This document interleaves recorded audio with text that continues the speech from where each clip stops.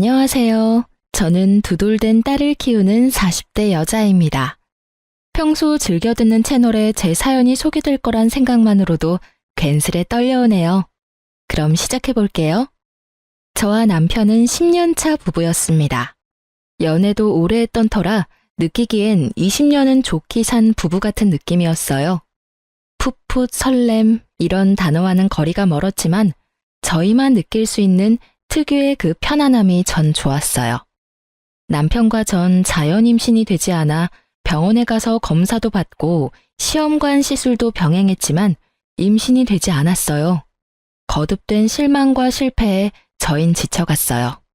그럴 때마다 남편과 저는 서로를 보듬어 주었고 지난 10년 동안 크게 싸운 적이 없었죠. 그만큼 눈빛만 보아도 잘 알고 자신보다 서로를 위해 배려한다고 생각했어요. 남편과 저 사이엔 애틋함이 감미된 우정이 있다고도 생각했죠.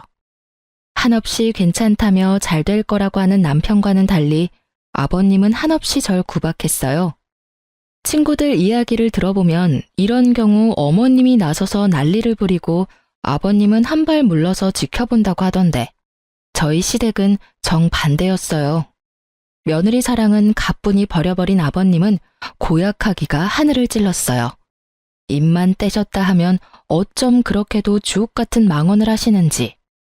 결혼 3, 4년 차까진 매번 아버님을 뵐 때마다 놀라움의 연속이었어요. 아버님의 한마디에 울고 웃던 전 어느새 결혼 10년 차가 되었고 이젠 아버님의 100마디도 가뿐히 받아치는 며느리가 되었어요. 애도 못 가지는 것이 음식간도 못 맞추는구나.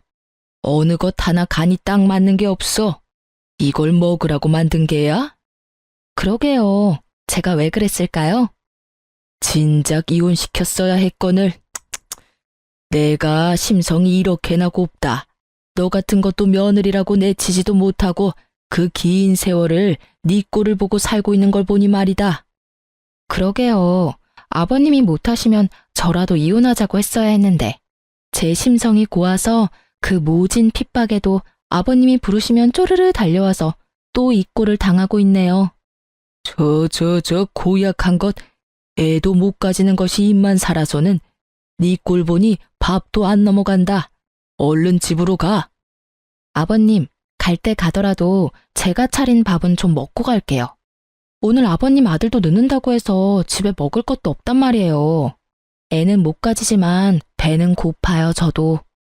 제 입장에선 참다 터져 이제야 할 말을 하는 것이었지만 아버님 입장에선 이런 제가 되바라지다라고 생각하셨죠.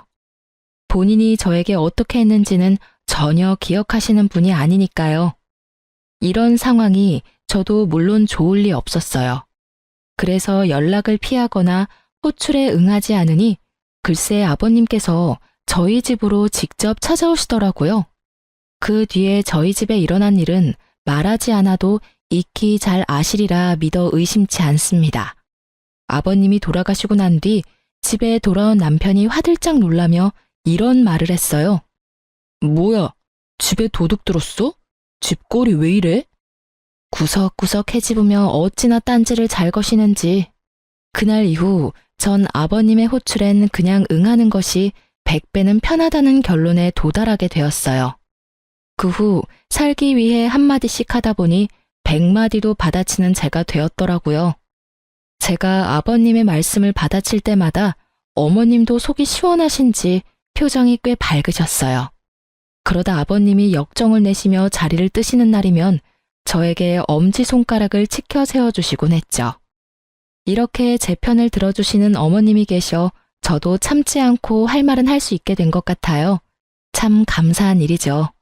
하지만 아무리 할 말은 다 하는 저일지라도 상처를 받지 않는 건 아니었어요. 특히 아버님의 말씀에 친정 부모님이 등장하는 날이면 울컥하는 마음에 말보다 눈물이 앞서곤 했어요. 그런 날이면 어김없이 어머님이 나서주셨어요. 내가 이런 말까진 안 하려고 했는데 난 도대체 이해가 안 되는구나. 사도는 어떻게 너같이 애도 못 가지는 것을 시집 보낼 생각을 했는지.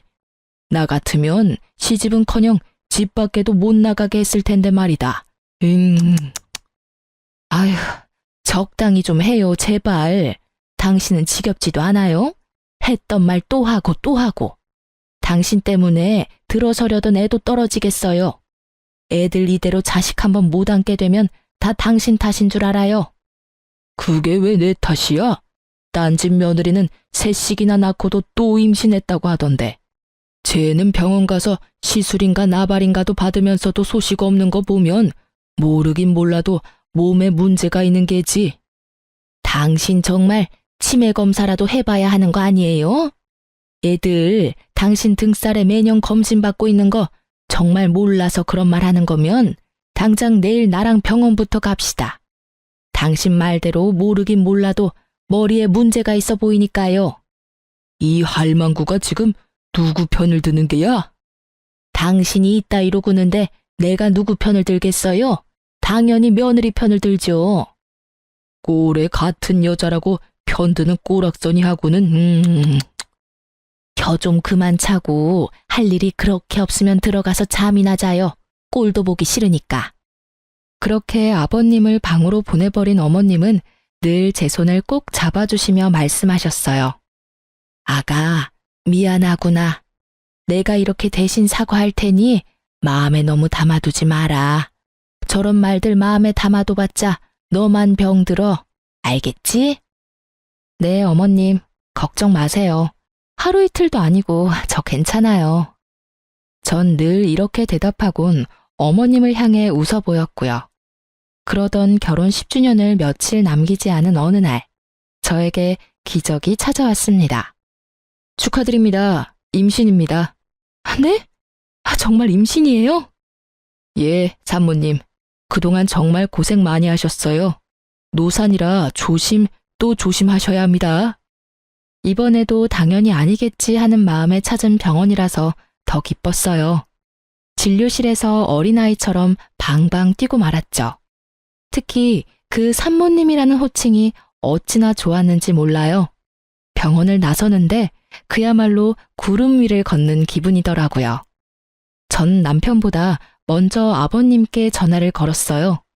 아버님의 말씀대로 아기도 못 가지던 것이 드디어 임신을 했다는 사실을 제일 먼저 알려드리고 싶었으니까요. 네가 웬일이냐? 먼저 전화를 다 하고. 아버님, 저 지금 병원에서 나오는 길인데 저 임신했대요. 뭐? 그게 사실이야? 네, 노산이라서 조심하라고 하네요. 그거 말곤 저도 아기도 건강하대요. 심장 소리도 들었는데 신기하더라고요. 그래? 우리 아가 고생 많이 했어. 그래서 지금 병원 앞이냐? 아버님은 민망하지도 않으신지 임신 소식에 말투가 180도로 바뀌셨고, 전 그런 아버님의 말투에 웃음이 튀어나오려는 걸 겨우 참으며 답했어요. 네, 택시 타고 가려고 기다리고 있어요. 그럼 조금만 더 기다리거라. 내가 데리러 갈 테니. 네? 아니에요. 병원 오는 날이라 아침 일찍부터 설쳤더니 피곤해서 빨리 집에 가서 눕고 싶어요, 아버님. 그러냐? 그러면 집에 가서 기다리거라. 내가 갈 테니.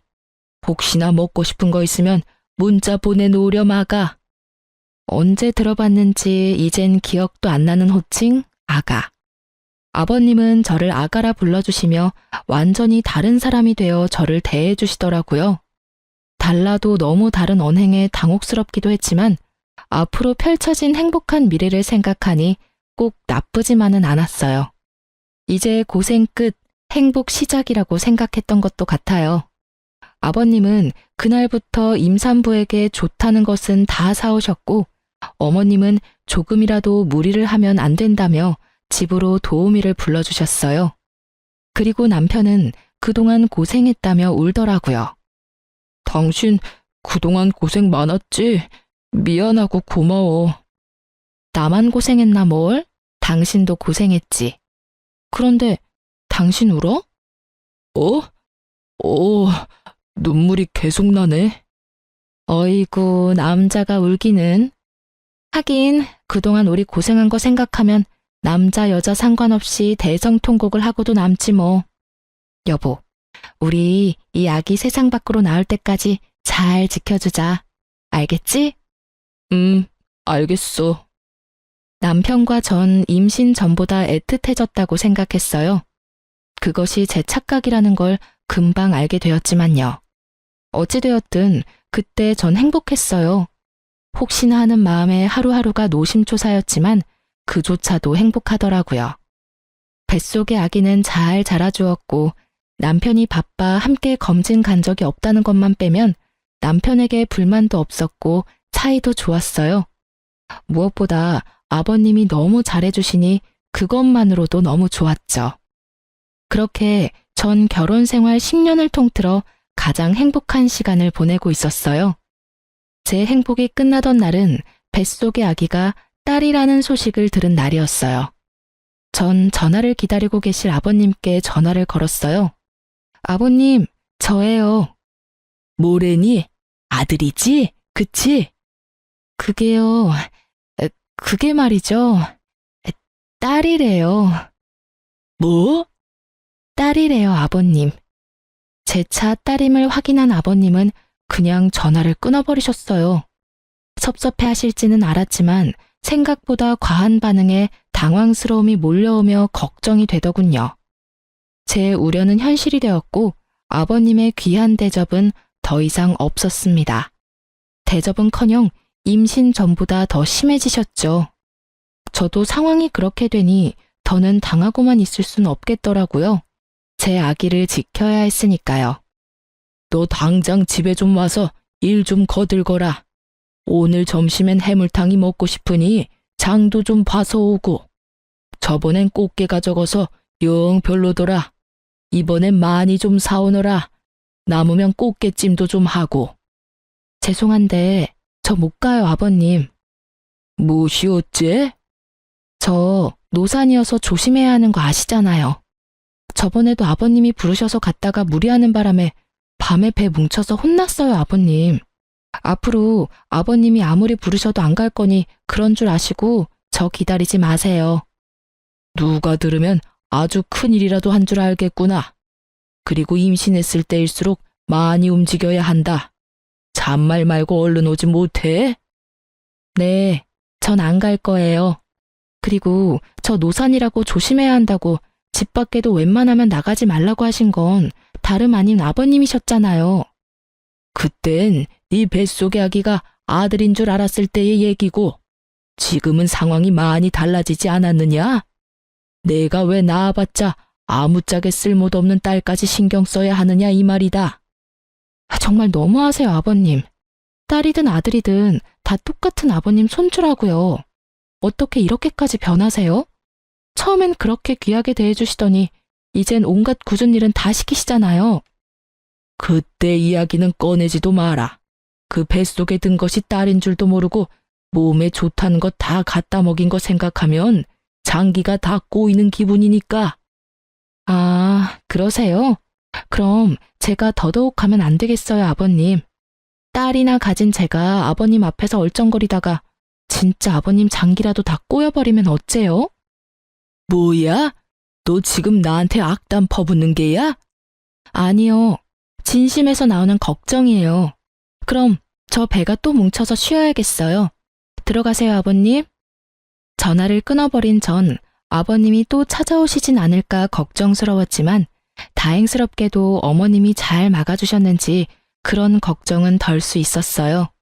하지만 혹시나 하는 상황이 있을 수도 있으니 남편에게도 말을 했어요. 여보, 잠깐 얘기 좀 해. 중요한 얘기야? 내일 하면 안 될까? 나 오늘 좀 피곤한데. 중요한 이야기야. 저의 단호함에 남편은 귀찮아 죽겠다는 얼굴로 제 옆에 앉더군요. 아, 뭔데? 당신이 아버님께 전화 좀 해줘. 우리 아기 여자인 거 아시고 나선 나한테 또 시작하셨어. 아니, 더 심해지셨어. 노산이라고 또 조심해야 한다고 난리치실 때는 언제고 요즘엔 틈만 나면 불러서 일 시키신다고. 오늘 또 전화 와서 난리치시길래 난 앞으로 못 간다고 그랬으니까 당신이 전화해서 무사히 출산할 때까지 나 좀 괴롭히지 마시라고 해줘. 당신이 못 간다고 했으면 됐지. 나까지 굳이 전화해서 그런 말을 해야 해? 당신 기억 안 나? 임신하기 전에 내가 아버님이 오라는 거 무시했다가 우리 집에 찾아오셔서 냉장고 안 다 뒤집어 놓으시고 옷장 다 헤집고 심지어 욕실 수건까지 다 꺼내서 다시 빨라고 하셨잖아. 혹시나 이번에 또 찾아오셔서 그러시면 어쩌냐고.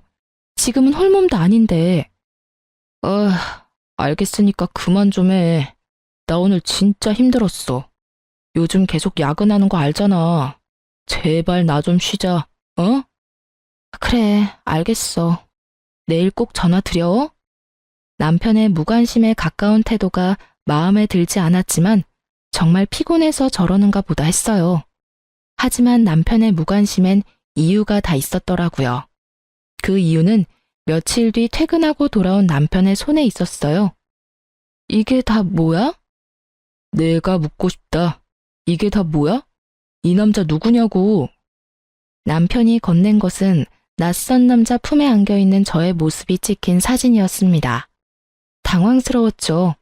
아무리 보아도 처음 보는 남자의 품에 아무리 보아도 저인 여자가 안기다시피 기대어 있었으니까요. 나도 몰라. 이 여자는 내가 맞는데 이 남자는 나도 누구인지 몰라. 진짜야. 당신 지금 그걸 말이라고 해? 솔직히 말하라고. 나 진짜 억울해. 당신 나랑 산 세월이 얼만데 날 몰라? 내가 당신 두고 바람필 여자야? 그러니까 설명을 해보라고. 이 남자는 누구인지, 왜 이러고 있는 것인지. 나도 말하고 싶어. 그런데 진짜 아무 생각도 안 나는 걸 어떻게 해? 크게 당황한 저는 아무 생각이 떠오르지 않았어요. 그저 억울하다는 생각밖에 들지 않았어요.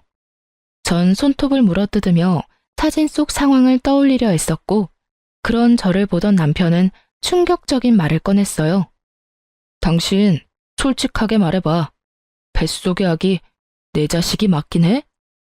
뭐? 당신 방금 뭐라고 그랬어? 당신 자식이 맞냐니? 그러면 우리 아기인데 당연히 당신 자식이지. 누구 아기겠어? 아니, 상황이 그렇잖아. 갑자기 이런 사진은 회사로 오지를 않나. 당신은 자세한 설명도 없이 억울하기만 하다고 하지. 입장 바꿔 당신이 나라면 의심 안 되겠어? 나 이 사진 보는데 진짜 당신한테 배신감도 들고 믿을 수도 없어서 당장 이혼하고 싶은 거. 우리 함께한 세월이 있으니 마지막으로 변명이라도 들어보려고 온 거야. 그런데 아무 말도 못하는 당신 보니까 정말 실망스럽다. 전 정말 억울해 미칠 것만 같았습니다. 정말 기억이 안 나서 할 말이 없는 것인데 없는 기억을 만들어낼 수도 없는 노릇이고 너무 억울하더라고요. 아무 말도 하지 못하고 남편이 하는 말만 죄인처럼 듣고 있던 그때 제 머릿속에 번쩍하고 기억 하나가 스쳐가더라고요. 사진 속 그날의 기억이요. 전 최대한 차분히 그날의 기억을 남편에게 전달하려 애썼어요. 아, 나 기억났어. 그날 어머님이 편찮으시다는 연락받고 식사라도 챙겨드려야겠다 싶어서 장 보고 나오던 길이었는데 그 남자랑 부딪혔어. 그 바람에 장 본 걸 다 떨어뜨렸고 급하게 줍고 일어나는데 갑자기 너무 어지러운 거야. 당신도 알잖아. 나 임신하고 빈혈 심해진 거. 내가 갑자기 비틀거리니까 그 남자가 부축해주더라고. 나도 너무 어지럽고 쓰러질 것 같아서 모르는 사이에 기댄 것 같은데 그 타이밍에 이런 사진이 찍혔나 봐. 그러고 나서 그 남자가 가방에 임산부 배지를 보고선 날 부축해서 택시 타는 곳까지 데려다 주더라고. 정말 그게 다야.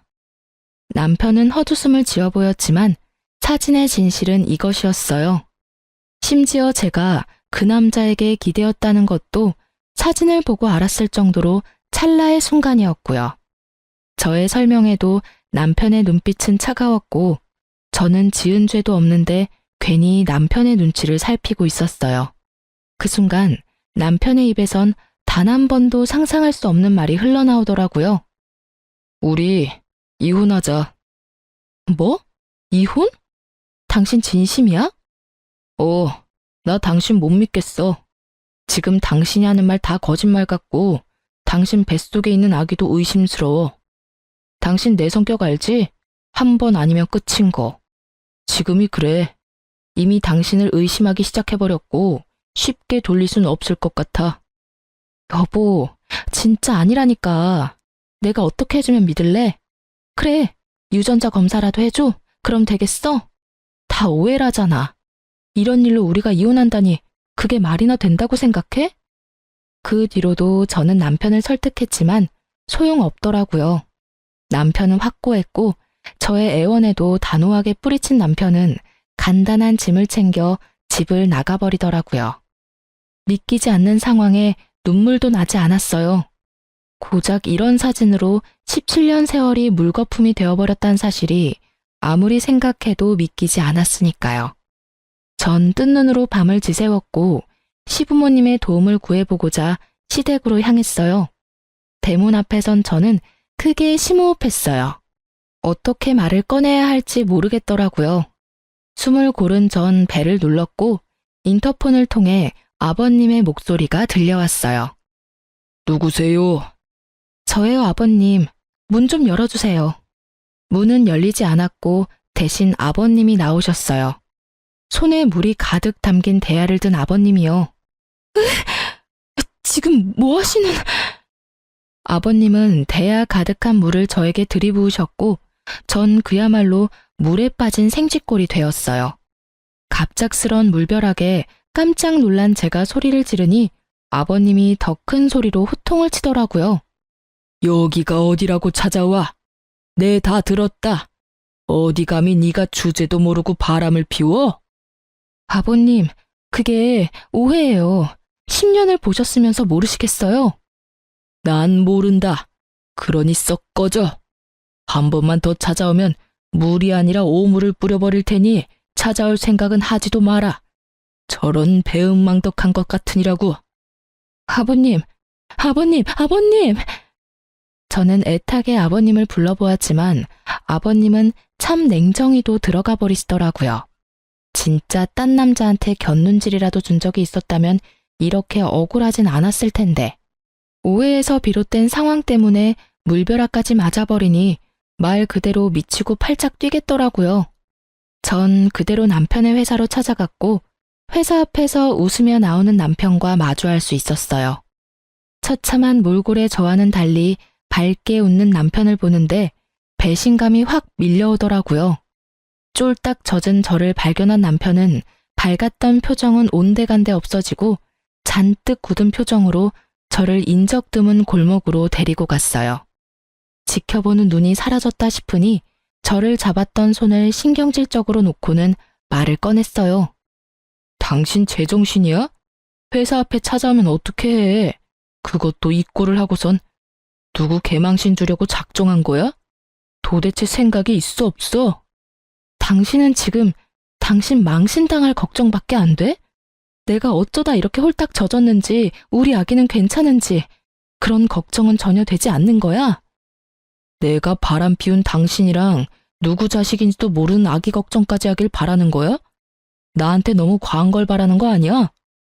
오해라고 했잖아. 아니라고. 난 정말 아니라니까? 당신 이러는 거 진짜 사람 질리게 하는 거 모르지? 뭐? 사실 이젠 그 사진이 오해든 아니든 상관없이 당신이란 여자랑 더 못 살 것 같아. 부부 사이에 믿음이 없는데 어떻게 같이 살아? 몸도 무거운데 괜히 고생하고 다니지 말고 그냥 이혼해. 마지막 부탁이야. 그럼 나 가볼게. 남편과 저 사이엔 그래도 우정 정도는 남았겠지 했는데 냉정하게 돌아서는 남편을 보니 저도 오만정이 떨어지더라고요. 그러면서 모든 상황이 받아들여지며 그제야 눈물이 나기 시작했어요. 전 그대로 주저앉아 배를 감싸 안고 울었어요. 저보다 아기가 더 불쌍해 눈물이 멈추지 않더라고요. 하염없이 울고만 있던 그때 어떤 남자가 다가왔어요. 전 인기척에 고개를 들었고 그 남자의 얼굴을 확인하는 순간 자리에서 벌떡 일어설 수밖에 없었어요. 그 남자는 바로 사진 속 그 남자였어요. 어? 맞죠? 그때 저 도와주셨던 분 맞으시죠? 네, 맞긴 한데 움직일 수는 있으시죠? 괜찮다면 여기서 먼 곳으로 가서 드릴 말씀이 있는데 괜찮으실까요? 아, 네. 저도 부탁드릴 게 있어요. 가시죠. 저와 그 남자는 택시를 타고 남편의 회사에서 꽤 떨어진 카페에 도착했고 그곳에서 전 충격적인 이야기를 들을 수 있었어요. 정말 죄송합니다. 전 진짜 일이 이렇게까지 될지 모르고 청 부장님이 시키는 대로 했을 뿐인데 정말 죄송합니다. 죄송하다뇨? 그리고 성 부장님이라면 저희 남편이요? 네, 그게 부장님께서 사모님 골탕 좀 먹이려고 그런다고 사진 몇 컷만 찍혀주면 된다고 하셔서 그런 짓까지 하게 됐습니다. 기껏 골탕이나 먹이려고 이런 짓까지 해야 하나 싶기도 했지만 부탁만 들어주면 승진은 보장된다는 부장님 말씀에 깊이 생각하지 못하고 사모님께 큰 잘못을 저질렀어요. 정말 죄송합니다. 그러니까 남편이 부탁해서 일부러 저한테 접근하셨단 말씀이세요? 네. 저희 남편이 왜요? 도대체 저희 남편이 왜 저한테 그런 짓까지 하냔 말이에요. 그게, 그 뒤에 안 사실인데 알고 보니 성 부장님 저희 회사 신입사원이랑 바람을 피우고 계시더라고요. 저도 정말 몰랐어요. 우연히 두 사람 손잡고 가는 모습을 보고 저도 정말 많이 놀랐어요. 그래서 어떻게 해야 하나 고민하는 와중에 오늘 사모님 모습을 보는데 이대로는 안 되겠다 싶어서 말씀드리게 됐어요. 정말 죄송합니다. 갑자기 변한 남편의 태도가 모두 이해가 되며 퍼즐이 완성된 느낌. 남자의 말에 의하면 남편과 상간녀의 관계는 제가 임신하기 전부터 시작된 것 같다고 했어요. 상간녀는 당연히 남편이 유부남인 걸 알고 시작했고 회사 내에서 두 사람의 관계를 아는 사람은 본인뿐이라고 하더라고요. 남편과 상간녀는 남자가 아는 줄은 전혀 모르고요. 말을 듣는데 제가 임신 사실을 알렸을 당시 남편이 흘렸던 눈물이 생각나더라고요. 그리고 알게 되었죠. 그 눈물은 기쁨이 아니라 슬픔이라는 사실을요. 아무리 상간녀가 좋아 죽을 것만 같아도 그렇지 어떻게 뱃속에 아기까지 부정하며 저를 모함할 수가 있는지. 제가 알던 남편의 모습과는 달라도 너무 다른 모습에 충격이 컸어요. 하늘이 무너진다는 기분이 이런 기분인가 싶었어요. 한참을 멍하니 있던 저는 남자의 계속되는 사과에 겨우 정신을 차리고 말했어요. 그렇게 미안하면 제 부탁 좀 들어주세요. 아니, 들어주셔야 할 거예요. 어떤 부탁이요? 제 남편하고 그 여자 함께 있는 모습 사진 찍어서 저한테 좀 보내주세요. 이대로 이혼하기엔 제가 너무 억울해서 안 될 것 같아서요. 그쪽이 도와주면 제 억울함이 많이 풀릴 것 같은데 할 수 있겠어요? 네, 알겠습니다. 제가 한 짓도 있으니 제가 앞으로 사모님의 조력자가 되어드리겠습니다. 제가 불쌍했던 남자는 그렇게 저의 조력자가 되었고 그날 이후 저에게 큰 도움이 되었어요. 집으로 돌아온 전 따뜻한 물에 몸을 녹이고 따뜻한 차도 마셨어요. 그리곤 남편에게 전화를 걸었죠. 왜 또? 날이 선 남편의 반응에 당장이라도 욕이 나올 것 같았지만 전 더 큰 통쾌함을 위해 꾹 참고 대답했어요. 이혼하자. 당신 소원대로 이혼해 줄 테니까 우선 집에 들어와. 이번 주는 나도 바쁘고 다음 주에 법원 가자.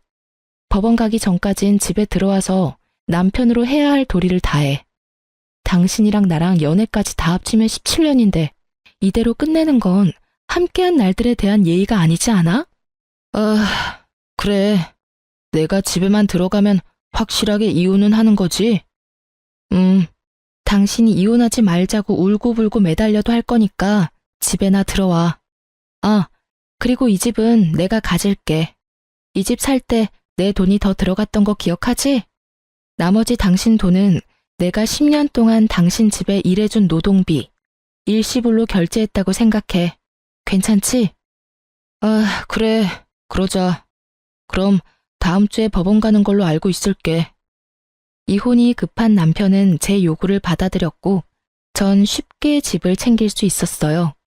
그날 저녁 남편은 11시가 넘어서야 집으로 돌아왔고 거실 소파에서 자더군요. 전 잠든 남편을 재차 살피곤 조용히 남편의 휴대전화를 들고 방으로 들어왔어요. 당연히 비밀번호가 설정되어 있었지만 문제가 될 것이 없었어요. 저에겐 든든한 조력자가 있었으니까요. 저의 조력자는 제가 비밀번호 때문에 고민하자 자신에게 맡겨달라 하더니 하루 종일 남편을 쫓아다닌 것인지 그날 저녁 비밀번호를 알아내 알려주더라고요. 그 덕분에 저는 남편의 비밀번호를 손쉽게 풀어 증거를 수집할 수 있었어요. 문자를 살펴보던 저는 예상치 못한 대화를 보게 됐어요. 그것은 남편과 아버님의 대화였는데 내용이 충격 그 자체였죠. 알고 보니 아버님은 남편에게 여자가 생긴 것을 진작 알고 계셨고 제가 임신을 하니 정리하라고 하셨다가 뱃속의 아기가 딸임을 아시곤 저희의 이혼을 부추기다 못해 저를 모함할 계획까지 친히 세워주셨더라고요. 대화를 나눈 시간을 보니 주로 어머님이 주무실 때였고 통화는 주로 어머님이 문화센터에 계실 시간에 한 것을 보아하니 오로지 두 사람의 계획임을 알 수 있었죠. 여자한테 미쳐서 자식을 부정하는 남편이나 손자한테 미쳐서 며느리를 함정에 빠뜨리는 아버님이나 정상이 아니기는 매한가지였죠. 어쩜 그렇게 뻔뻔할 수 있는지. 사건의 전말을 다 알게 된 저는 분노의 힘으로 차곡차곡 증거를 모았고 법원에 갈 때쯤에 증거가 차고도 넘치는 상태가 되었어요. 결전의 날이 되었고 전 남편과 함께 법원으로 들어가기 전 카페에 들러 마지막 인사를 나누기로 했죠. 나 같은 놈 있고 행복하게 잘 살아. 남편 놈은 인재야 죄책감이라도 느껴지는 것인지 눈물을 글썽이더라고요. 이젠 참을 필요가 전혀 없는 저는 이제껏 모았던 사진을 남편 놈의 얼굴에 던지며 말했어요. 눈물 떨어뜨리기 전에 이거부터 봐. 이게 뭐야? 뭐긴 뭐야. 사실 바람은 네 놈이 피고 있었다고 뒷받침해주는 증거들이지. 그게 무슨 말이야, 바람이라니. 말도 안 되는 소리 그만하고 이제 법원 가자. 이혼해야지. 얼굴에 핏기라곤 없는 남편 놈은 발뺌하기 시작했고 전 나머지 증거들도 보여주었죠. 이건 너랑 그 여자랑 나눈 대화. 이건 네 사진첩에 있던 두 사람의 다정한 모습. 이건 너랑 네 아버지가 나눈 대화. 이래도 발뺌할 거야? 이게 다 너 때문이잖아. 그러게 10년 동안 안 되던 임신이 왜 갑자기 돼서는 날 이렇게까지 하게 만들어? 그냥 임신을 이유로 이혼하게 됐으면 얼마나 좋았냐고. 왜 임신으로 내 발목을 잡냐고. 사실 진심 어린 사과를 했다면 위자료만 받고 이혼해 주려고 했어요. 17년이란 세월이 저의 마음을 약하게 만들었거든요. 하지만 끝까지 제 탓을 하는 남편을 보니 제가 약해질 필요가 없음을 깨달았죠. 무릎을 꿇고 싹싹 빌어도 모자랄 판국에 이 와중에도 내 탓을 한다고? 이제 보니 너 아버님을 많이 닮았네. 아주 뻔뻔하기가 하늘을 찌르고도 남겠어? 내가 그간 함께한 세월을 생각해서 적당히 하고 넘어가 주려고 했는데 너 하는 꼴을 보니 적당히 해선 안 될 것 같네. 일단 위자료는 당연히 받아낼 거고 상간녀 소송도 진행할 거야. 신입사원이라고 하던데 걔는 돈 좀 있어? 없으면 당신 대신 줘도 되니까 한 푼도 빼지 말고 다 내놔야 할 거야. 상간녀 소송? 꼭 그렇게까지 해야겠어? 꼭 그렇게까지 네가 했던데? 그러게 왜 이런 상황까지 만들어? 차라리 솔직하게 말했으면 이런 상황까진 오진 않았을 텐데. 어찌되었든 네가 원하는 이혼은 해줄 테니 돈 아끼지 말고 전부 내놔. 남편 놈은 저의 뜻대로 다 해줄 수밖에 없었고 그렇게 전 성공적으로 이혼을 할 수 있게 되었어요. 위자료가 입금되던 날 전 모든 증거를 남편의 회사로 보내버렸고 그냥 외도 사실도 공분을 살 짓인데 임신한 아내를 모함까지 하며 이혼하려고 했던 사실이 부장이라는 타이틀에 제대로 먹칠을 해버린 거죠. 회사에서 당장 해고 조치가 이루어졌고 두 사람은 사내 직원들의 입소문에 오르내리며 아주 화려한 퇴사를 하고 말았죠. 남편의 뻔뻔함이 부른 결과가 꽤 만족스럽더라고요. 자기 아들이 회사까지 쫓겨나는 상황이 되어버리자 전 시부가 머리 끝까지 화가 난 채로 왔어요. 이런 상황을 예상했던 저는 친정아빠에게 한동안 함께 있길 미리 부탁했고 드디어 제 하늘 풀 날이 왔다고 생각했어요. 아무것도 모르는 전 시부는 현관문을 두드리며 온갖 욕을 퍼부어대셨고 아빠는 현관문을 열자마자 며칠 전부터 채워두셨던 물 양동이를 아버님의 머리 위로 부어버리셨어요. 그리곤 제가 들은 말을 그대로 돌려주셨죠. 썩 꺼지지 못해? 여기가 어디라고 찾아와서는 남의 집 귀한 딸한테 욕짓거리야 욕짓거리가. 다시 한번 찾아왔다간 물이 아니라 오물을 확 뿌려버릴 테니 2번 다신 찾아올 생각도 하지 마. 당장 꺼져! 풍채가 남다른 아빠의 호통에 전 시부는 겁에 질려 달아나더군요. 얼마나 무서우셨으면 발이 꼬여 2번이나 넘어졌는데도 벌떡 일어나 꽁지 빠지게 도망가시더라고요. 아버님이 다녀가시고 며칠 뒤 많이 수척해진 모습의 어머님도 찾아오셨어요. 어머님은 저에게 무릎을 꿇으시곤 용서를 구하시며 우시더라고요. 아가, 내가 대신 사과하마. 내가 자식을 잘못 키워서 네가 이런 몹쓸 짓을 당했어. 어머님, 이러지 마세요. 일어나세요. 아가, 네가 믿을진 모르지만 난 정말 몰랐단다. 2 사람이 그런 경악할 일을 꾸미고 있을 줄은 상상도 못했어. 알고 있어요. 그러니까 제발 일어나세요, 어머님. 저의 부탁에 어머님은 일어나셨고 저는 그런 어머님을 모시고 집안 소파에 앉혀드렸어요. 저의 손을 잡고 한참을 우시던 어머님은 어느 정도 진정이 되셨는지 목을 가다듬고 말을 꺼내셨어요. 나도 변호사 선임해서 이혼 진행하고 있어. 너한테 무슨 짓을 했는지 듣는데 도저히 그 영감이랑 살 수가 없겠더라고. 남은 세월이라도 편하게 살아보련다. 실버타운도 다 알아봐 놨어. 이혼이요? 그리고 실버타운이라니 비쌀 텐데 어머님 돈 있으세요? 돈? 돈이야 많지. 네가 몰라서 그러는데 우리 집 재산 대부분이 내 명이란다. 네? 저는 놀랬고 어머님은 웃으셨죠. 알고 보니 어머님의 친정이 갑부였다고 하더라고요. 그래서 지금 시댁 재산은 거의 어머님의 것이고 시부는 어머님의 등골을 파먹으며 그간 사셨다고 했어요. 그러면서 통장 하나를 내미시더라고요. 이거 너 임신했다고 했을 때부터 준비해뒀던 거야. 상가 정리한 돈인데 출산 선물로 주려고 했더니 이렇게 주게 되는구나. 어머님, 이거 금액이 너무 큰데요. 요즘 애 하나 키우는데 드는 돈이 얼만지 아니? 우리 집에 시집 와서 10년 동안 상처받은 마음에 대한 치료비라고 생각하고 받아. 그럼 나는 이만 가보마. 그리고 앞으론 나한테도 연락하지 말거라. 이미 끝난 인연 계속 만나봤자 나쁜 기억밖에 더 나겠니? 행복하게 지내려 마가야. 어머님은 끝까지 저의 편에 서주셨고 어머님은 제가 연락할 수 없게 번호까지 바꿔버리셨어요.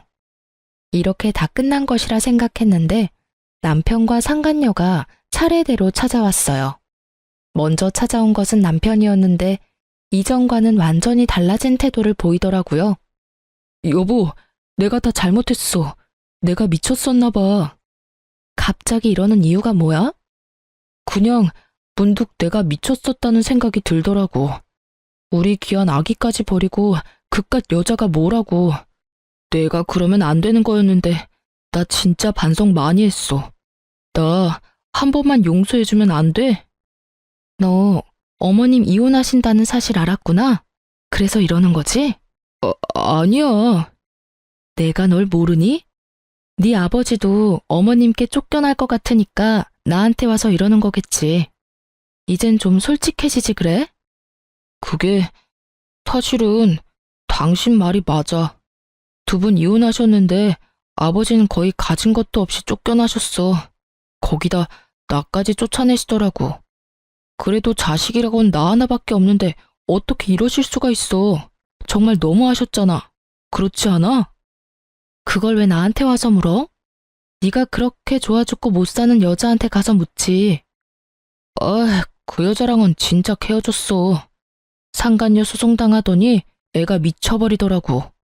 그래서 이건 아니다 싶었는데 회사 잘리고 나선 연락도 안 돼.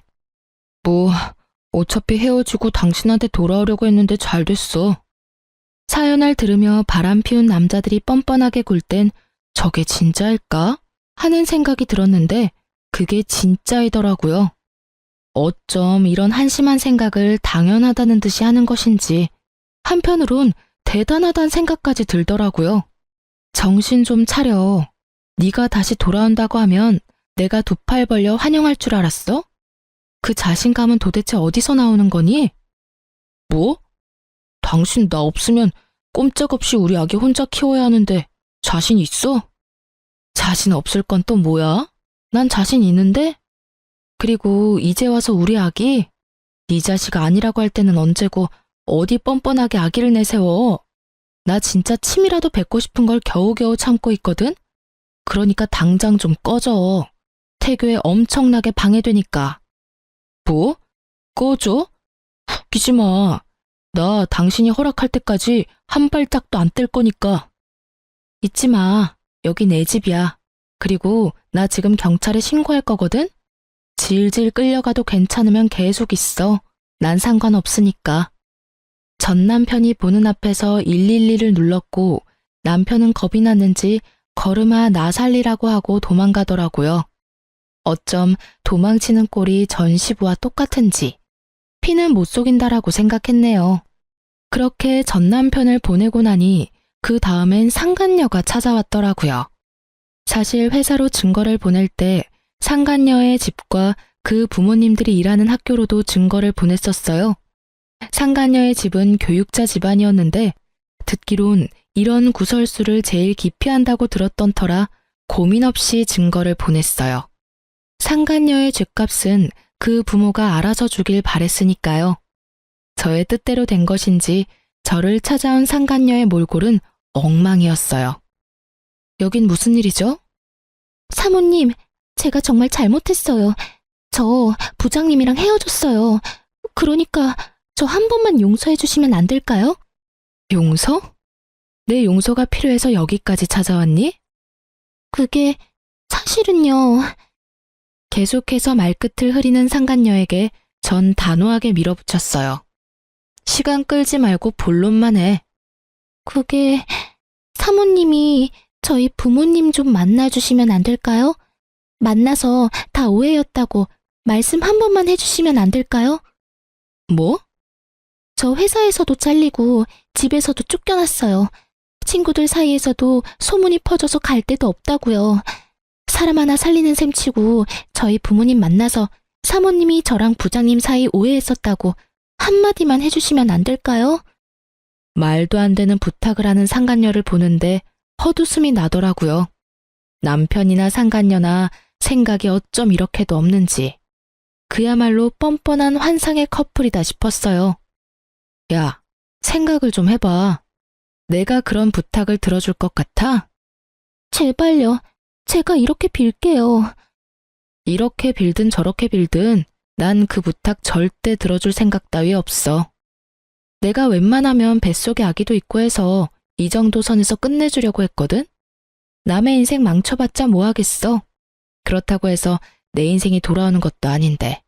그런데 너 이러는 꼴을 보니 안 되겠다. 이미 저한테 할 수 있는 건 다 하셨잖아요. 아직 더 하실 게 남았어요? 남았지. 지금까진 네가 가진 것들이 사라졌지? 앞으론 네가 가질 것들을 사라지게 할 거야. 난 앞으로 널 평생 쫓아다니면서 네가 한 짓들 다 알리고 다닐 거야. 네가 다시 취직을 하면 그 회사에 찾아가서 다 알릴 거고, 네가 결혼을 하면 그 결혼식장에 찾아가서 그 결혼 망쳐버릴 거야. 알겠어? 사모님, 꼭 그렇게까지 하셔야겠어요? 제가 이렇게 빌잖아요. 제가 불쌍하지도 않으세요? 그러는 넌 내가 불쌍하지도 않았어? 내 뱃속의 아기는 안 불쌍하더니? 그게... 여기서 울고 있지 말고 얼른 나가.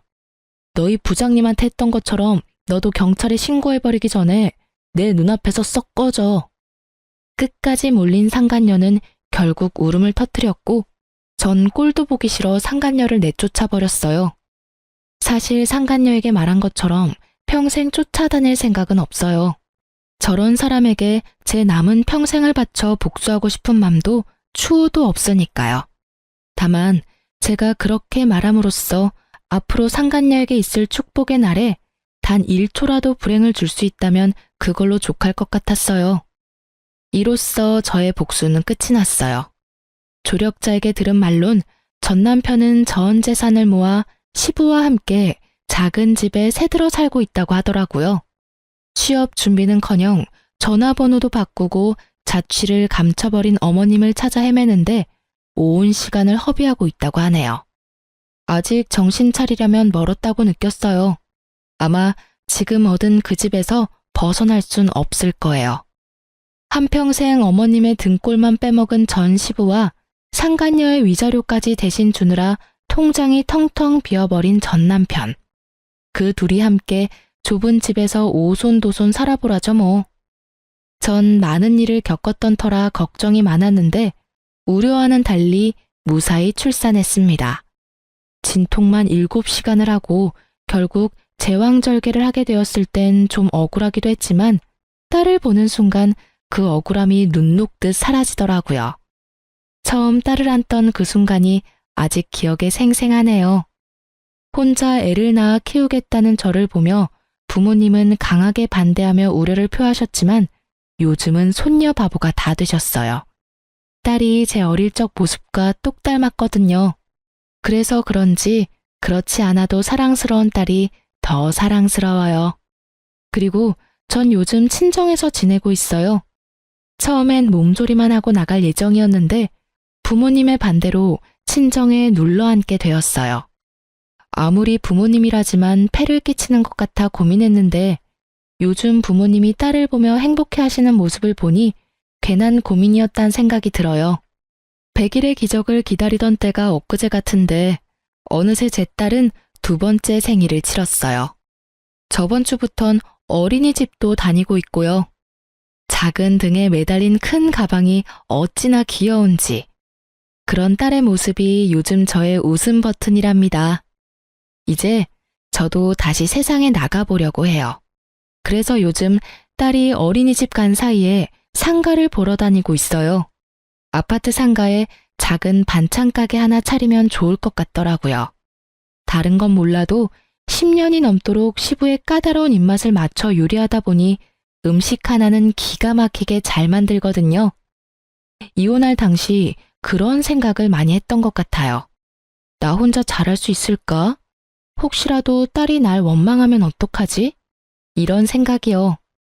아직까진 딸의 생각은 알 수 없지만 다른 한 가지는 분명하게 말할 수 있어요.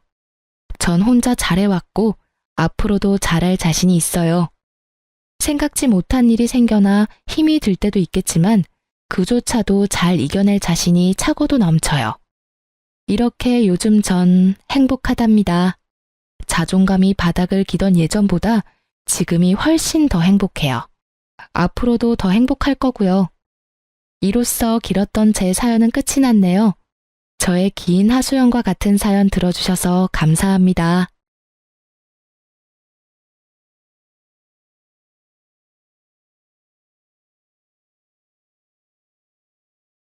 안녕하세요. 전 주먹을 부르던 시누이 덕분에 이혼까지 하게 된 30대 여자입니다. 제가 이렇게 사연을 쓰게 된 이유는 제가 결혼과 이혼을 하며 겪었던 일을 애청자분들과 나누고픈 마음에 용기를 내보았어요. 지금은 물론 더없이 행복하지만 이혼 전 분노로 가득했던 제 이야기를 들어보실래요? 남편과 전 회사에서 만나 연인으로 발전해 결혼까지 이어진 사이였어요. 남편과 전 동갑이었지만 직급은 달랐어요. 전 또래보다 일찍 회사에 입사했고 남편은 공무원을 준비하다 취업했던 터라 저보다 직급이 아래였죠. 일머리가 좋진 않으나 남들보다 노력하고 성실해 보이는 남편의 모습에 하나 둘 신경을 써주다 보니 자연스럽게 연인 사이가 되었어요. 결혼하고 난 뒤 저는 부서가 다른 남편의 서포트를 해주었고 남편은 직장 내에서도 서서히 두각을 드러내며 인정을 받게 되었어요. 결혼 후 일도 잘 풀리고 마음도 편안해졌는지 남편은 언제나 다정했고 저흰 싸울 일이 없었죠. 생각해보면 연애 시절에도 싸운 적은 없었던 것 같아요. 거기에다 시골에 살고 계시는 어머님 아버님도 참 좋으신 분이었어요. 그 흔한 시댁 18번 곡이라는 손주 타령을 하시는 법도 없으셨죠. 오히려 신혼생활을 충분히 즐기고 2세 계획을 세우라며 저희의 라이프 스타일을 응원까지 해주셨어요. 전 그런 시부모님들을 보며 결혼 하나는 잘했다고 생각했죠. 친구들을 보면 다들 은근슬쩍 들어오는 임신 압박 때문에 질식할 것만 같다고 아우성치는데 저희 부부는 말 그대로 행복한 신혼생활을 즐기고 있었으니까요. 단 한 가지만 빼고요. 바로 남편의 누나인 노처녀 시누이만 뺀다면 완벽 그 자체였어요. 전 결혼을 결심할 당시 청약에 당첨이 되었었는데 완공까지 기간이 애매해 남편과 시누이가 함께 살던 집에서 며칠 지내다 새 아파트로 들어가기로 했어요. 상견례 자리에서 보았던 시누이는 상냥하고 쿨해 보였던 터라 크게 부딪히는 일은 없을 거라고 생각했던 저의 큰 착각이었죠. 시누이는 어머님도 시키지 않는 시집살이를 시키기 시작하더군요. 아침 드라마에서나 보던 시집살이에 전 당혹스러움을 감추지 못했죠. 신혼여행에서 다녀온 후 처음으로 하는 출근날. 출근 준비로 바쁜 저를 시누이가 부르더라고요. 옳게, 옳게. 네, 형님, 왜 그러세요? 왜 그러긴, 아침은 언제 차려줄 거야? 네? 아침이요? 그래, 아침. 난 아침 꼭 먹고 출근해. 물론 상훈이도 그렇고. 그러니까 얼른 아침 좀 차려. 참고로 나랑 상훈이는 아침에 국물 꼭 있어야 하니까 국도 꼭 끓여줘. 아, 국은 맑은 걸로 부탁해. 아침부터 고춧가루 들어간 거 먹으니까 오전 내내 속도 아프고 배에서 소리도 나더라고. 제가 집에서 노는 사람도 아니고 아침밥을 대령하라니요. 참고로 전 아침밥을 먹지 않고 출근해요. 간혹 전날 저녁에 먹은 것이 부실했다 싶으면 편의점에서 간단히 해결하고 가고요. 거기에다 남편과 결혼 이야기가 오갈 때 약속했던 것이 있었어요. 자기야, 혹시 아침 먹고 출근해? 나는 아침 먹는데 자기는 안 먹어? 나는 오히려 먹으면 더 불편하더라고.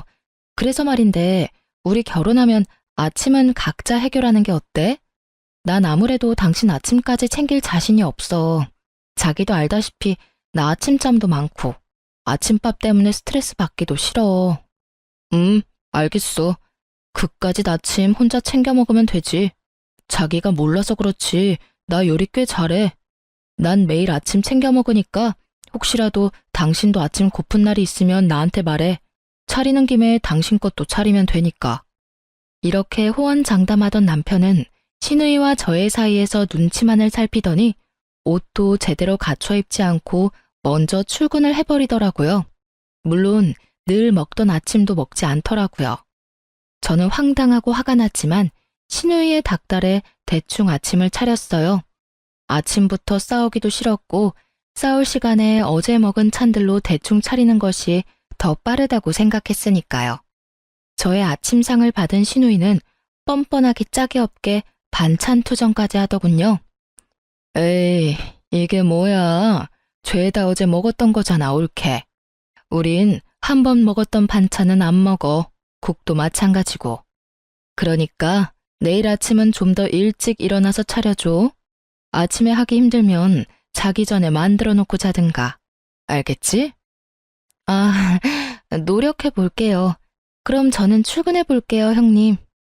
거기서 더 지체했다간 지각이 뻔했던 저는 대충 받아주고 출근을 했어요. 남편과 부서도 달랐고 저희 둘 다 그간 밀렸던 일 처리를 하느라 바쁜 탓에 회사에서 마주치지 못했어요.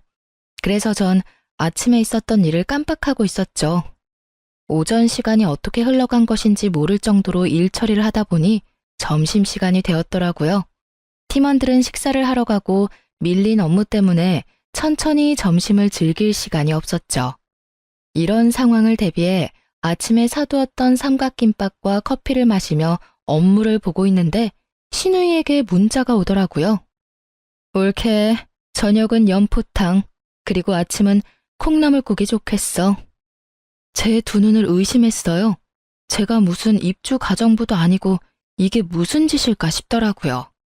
전 바로 남편에게 연락을 해 당장 저에게로 오라고 했어요.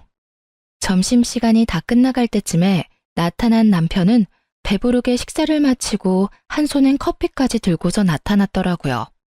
왜 이제 와? 내가 아까 전화해서 빨리 좀 오라고 했잖아. 빨리 오려고 했는데 주문 취소가 안 되잖아. 그래서 다 먹고 오느라 늦었어. 빨리 오려고 한 사람이 커피 살 시간은 있었나 봐? 오는 길에 샀지. 그런데 당신 무슨 일 있어? 왜 이렇게 까칠해? 무슨 일 많지. 왜? 무슨 일인데?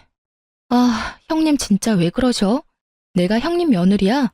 아침 차리라는 것도 짜증났는데 이것 좀 봐. 나한테 메뉴까지 정해주셨어. 내가 이딴 짓이나 하려고 당신이랑 결혼한 줄 알아? 전 형님의 문자를 남편에게 보여줬고 문자를 본 남편은 곤란하다는 듯 어색한 미소를 보이더라고요. 누나가 너 어릴 때부터 어버 키워서 그래. 나 20살 때부턴 누나랑 같이 살았던 터라 더 심한 것 같기도 하고 어떨 땐 나도 모르게 엄마라고 할 때도 있다니까. 엄마 같은 소리 한다 진짜. 그래봤자 당신이랑 누나랑 8살 차이밖에 더 나? 아니, 내가 100번 양보해서 엄마 같은 누나라고 치자. 그래도 이건 아니지. 요즘 진짜 시어머니들도 며느리한테 아침 차리라고 하시는 분들 잘 없어. 이제 다들 며느리 눈치 본다고. 멀리서 찾을 필요도 없어. 어머니만 봐도 알잖아. 나한테 어머님이 뭐 시키시는 거 본 적 있어? 우리 엄마는 당신한테 뭐 안 시키지. 시킬 시간에 직접 하시는 게 빠르다고 생각하시니까. 그러니까. 그런데 형님은 왜 그러시냐고.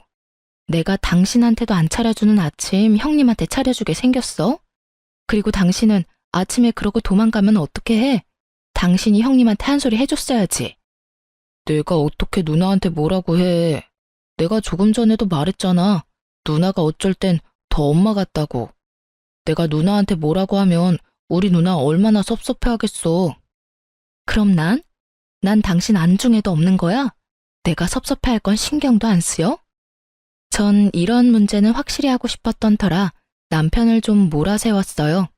제가 그렇게 나오자 남편은 하는 수 없이 아침은 자신이 하겠다고 하더라고요. 원래 약속이 그러했는데 인심 쓴다는 듯 말하는 남편을 보며 기가 찼지만 어찌되었든 원하는 방향으로 흘러가게 되었으니 참기로 했어요. 그렇게 전 저녁 식사를, 남편은 아침 식사를 맡게 되었어요. 남편과 저 두 사람이 살았어도 이렇게 분담을 하려고 했었으니 큰 불만은 없었어요. 그날 저녁 전 연포탕을 포장해 집으로 돌아갔어요. 맞벌이 하시는 분들은 아시겠지만 퇴근해서 장까지 보고 연포탕을 언제 만들어서 언제 먹겠어요? 그렇게 연포탕이 드시고 싶다고 하니 포장이라도 해서 가는 수밖에요. 하지만 신우이는 사오는 정성은 정성도 아니라 생각하는지 툴툴거리기 시작했고 남편은 또 저에게 혼나겠다 싶었는지 슬쩍 제 편을 들어주었어요. 연포탕이 얼마나 간단한 건데 그냥 올케가 퇴근하고 와서 직접 만들면 되지. 그러는 누나도 연포탕은 못 만들잖아. 내가 해봐서 아는데 연포탕에 얼마나 손이 많이 가는데 낙지 손질하는 데만 해도 시간 엄청나게 걸린다고. 뭐라는 거야 얘가. 내가 안 해서 그렇지 다 할 줄 알거든. 넌 괜히 끼어들지 말고 밥이나 먹어. 딱 한마디뿐이었지만요. 신우이의 역성에 남편은 입을 다물었고 심기가 상할 대로 상해버린 신우이는 계속해서 구시렁거리며 연포탕을 3그릇이나 먹더군요. 언행 불일치의 표본인 신우이를 보며 앞으로 저의 앞날이 순탄치만은 않겠구나 싶었고 제 예감은 틀리지 않았죠. 다음날 남편은 약속한 대로 일찍 일어나 아침을 차리기 시작했고 전 출근 준비를 하고 있었어요. 신혼여행의 여파로 밀린 업무가 상당했기에 전 화장도 하지 못하고 얼굴에 크림만 바르고선 집을 나서려고 하고 있었죠. 그 순간 남편이 아침을 준비하는 모습을 본 신우이가 화를 내며 저를 불러 세우더라고요. 야, 너 지금 뭐 하는 짓이야? 응? 너 아침철이잖아. 네가 그걸 왜 해? 옳게, 이리 좀 와봐. 못 들은 척하기엔 신우이의 목소리가 너무 컸던 터라 일단 전 신발을 벗고 집으로 들어갔어요. 네, 형님. 왜 그러세요? 왜 그러세요? 몰라서 물어? 옳게는 뭐하고 내 동생이 저러고 있어? 왜 내 동생을 부려먹냐 말이야? 형님, 부려먹는 게 아니라 이건 남편하고 저하고 결혼하기 전부터 약속했던 일이에요. 제가 원래 아침을 안 먹거든요. 그래서 먹어야 하는 사람이 직접 차려 먹기로요. 아, 몰라. 난 그런 거 모르니까 앞으로 상훈이 부려먹지 마. 알겠어? 신우이는 모르쇠로 일관하며 억지를 부리기 시작했고 전 슬슬 짜증이 나더라고요. 저도 모르게 짧은 한숨이 나오며 미간이 구겨진 그때 중간에서 눈치를 살피던 남편이 이대론 진짜 큰일 나겠다 싶었는지 소심하게 나섰어요. 누나, 그냥 내가 하면 돼. 지우 말대로 우리 결혼하기 전부터 약속했던 거야. 그리고 지우 요즘 일도 많아서 바쁘단 말이야. 바쁘면 아침에 좀 더 일찍 일어나서 밥 차리고 출근하면 될 거 아니야. 그리고 일은 혼자 하니? 너도 하고 나도 해. 혼자 바쁜 척은? 그게 지우가 요즘 내 일도 봐주고 있어서 더 바빠졌어. 그러니까 그냥 내가 할게. 누나가 이해 좀 해주라. 응? 네가 뭐라고 하든 난 이해 못하니까 내일부턴 올케가 차려. 알겠어? 아침부터 남편 손에 물 묻히지 말란 말이야. 대화가 전혀 통하지 않는 신우이와 더는 입씨름할 시간이 저에겐 없었고 전 그냥 알겠다고 하고 출근을 해버렸어요. 정말 별 생각이 다 들더라고요. 혼인신고하기 전에 이혼해야 하나부터 이런 일로 이혼까지 해야 하나까지. 긴 고민 끝에 내린 결론은 조금만 더 참자였어요. 이혼은 정말 말도 안 되는 것 같았고 정 안 되면 분가를 하면 되는 일이었으니까요. 그까지 다침 차려주자 싶었죠. 하지만 신우이는 저의 인내심을 실험이라도 하는 듯 저를 못살게 굴기 시작했어요. 40이 다 되어가는 나이에 어디서 남자를 그렇게 만나는지. 거짓말 조금 보태서 하루 건너 하루씩 남자가 바뀌는데 정말 미칠 것 같았어요. 신우이의 애인이 바뀌는데 왜 제가 미치느냐고요? 헤어질 때마다 저에게 화풀이를 했으니까요. 오죽했으면 전 신우이의 발걸음 소리만 듣고도 신우이의 기분을 알 수 있는 상태까지 되었어요. 그날도 방문을 탁 닫고 걸어오는 신우이의 발걸음 소리가 예사롭지 않더라고요. 하필 왜 주말인지 출근한다고 도망가지도 못하니 꼼짝없이 당하겠구나 싶었죠. 아니나 다를까 신우이는 소파에 앉아 TV를 보던 제 앞에 서서 팔짱을 끼더라고요. 왜 그러세요, 형님? 하실 말씀 있으세요? 옳게, TV 소리 좀 줄여줄래? 주말엔 집에서 좀 쉬고 싶은데 TV 소리 때문에 잠을 잘 수가 없잖아. 아, 그래요? 죄송해요. 전 또 무슨 트집이 잡힐지 몰라 그냥 사과를 하며 전원을 꺼버렸고 시비가 더 걸고 싶었던 신우는 전원을 껐다고 트집을 잡아댔어요. 소리만 줄이랬지 아예 끄라고 했어? 올케는 왜 그래? 왜 날 TV도 못 보게 하는 못돼 먹은 신우이로 만드냐고. 노처녀 히스테리 무섭다고 하더니 정말 경험해보니 장난 아니더라고요. 반찬 투정은 기본이고 바닥에 머리카락 떨어지니 집에선 머리를 풀지 말라고 하질 않나. 자신이 보는 앞에선 남편과 애정 표현도 자제해달라고 하더니 이젠 하다못해 TV 끄는 것까지 트집을 잡으니 이성의 끈이 확 끊기더라고요. 형님, 진짜 저한테 왜 그러세요? 제가 웬만하면 그냥 참으려고 했는데 해도 너무하시네요. 제가 무슨 동네북도 아니고 왜 계속 트집을 못 잡아서 안달이냐고요. 트집? 내가 트집을 잡았다고? 내가 언제? 잡힌 트집이 워낙 많아서 저도 일일이 말씀 못 드리니까 혼자 곰곰이 생각해 보세요. 전 피곤해서 이만 들어가 볼게요. 전 신우의 얄미운 모르쇠 공격이 나오기 전에 말을 끊고 방으로 들어와 버렸어요. 씩씩거리며 방으로 들어온 저를 본 남편이 무슨 일인지 말하지 않아도 알겠다는 듯 제 눈치를 살피더라고요. 그 모습을 보는데 더 열이 받았어요. 이런 일엔 남편이 나서 중재를 해줘야 하는 것이 맞는 거 아닌가요? 남편은 신우이에게 한 소리를 들은 이후 중재는커녕 방관자가 되었고, 일은 벌어진 후에나 눈치를 살피는 남편이 얄밉더라고요. 누나가 또 뭐라고 그래? 알면서 왜 물어? 이젠 TV 볼륨 가지고 트집 잡더라니까. 그래서 내가 그냥 미안하다면서 TV 끄니까 또 왜 끄냐고. 왜 못돼 먹은 신우이 만드냐고 따지시는데 내가 화가 나겠어 안 나겠어? 당연히 화가 나지. 우리 누나 진짜 왜 그러나 모르겠네. 나 도저히 안 되겠어. 그냥 우리 나가서 살자. 나 진짜 이러다 정신병 걸릴 것만 같아. 에이, 요즘 월세가 얼만데 당신이 조금만 더 참아주면 안 돼? 더 참을 수 있었으면 말도 안 꺼냈어. 월세가 얼마나 들든 난 나가야겠다고. 싫으면 당신은 여기서 당신 누나랑 같이 살아. 난 원룸이라도 얻어서 나갈 테니까. 싫은 소리는 했어도 이렇게까지 딱 잘라 말한 적이 없던 저였기에 남편도 드디어 상황의 심각성을 깨달은 듯 했습니다. 저에게 며칠만 기다려주면 자신이 단호하게 말하겠다고 하더라고요. 전 진짜 마지막이라 생각하며 남편의 말을 믿어보기로 했어요. 집안에는 찬바람이 불었고 한동안 조용하던 신우이가 아침을 먹다 말고 저를 부르더라고요. 남편은 그때만 기다린 사람처럼 신우이의 말을 자르곤 단호하게 말했어요. 옳게, 오늘 누나, 제발 그만 좀 해. 내가 뭘 했다고 그만하래? 또 지우한테 뭐라고 하려고 그러는 거잖아. 지우 좀 그만 괴롭혀. 지켜보는 나도 이렇게나 힘든데 당하는 지우는 오죽하겠어? 내가 누나 때문에 지우 볼 낯이 없어. 지금도 봐봐. 아침부터 신우이 밥 차려주는 올케가 어디 있다고 또 뭐라고 하려고 그래? 짜든 싱겁든 고맙다고 하고 그냥 좀 먹어주면 안 돼? 얘가 아침부터 생사람 잡네. 난 올케한테 국 맛있다고 말하려고 했어. 왜 오버하고 난리래? 그랬어? 이게 다 누나 탓이잖아. 오죽하면 내가 이러겠어?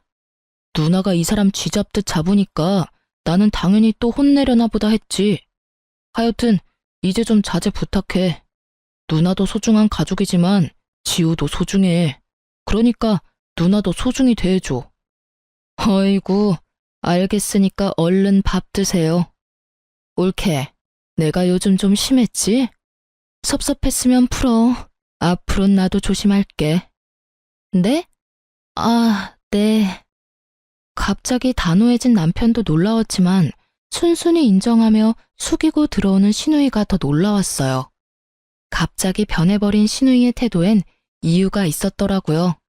그건 다들 예상하시듯이 남자가 생긴 것이었어요. 그것도 무려 10살 차이가 나는 남자요. 평소 신우이의 스타일은 문자보단 전화를 선호하는 스타일이었는데 웬일인지 문자를 보고 웃고 있더라고요. 그 모습이 생소해 제가 물었어요.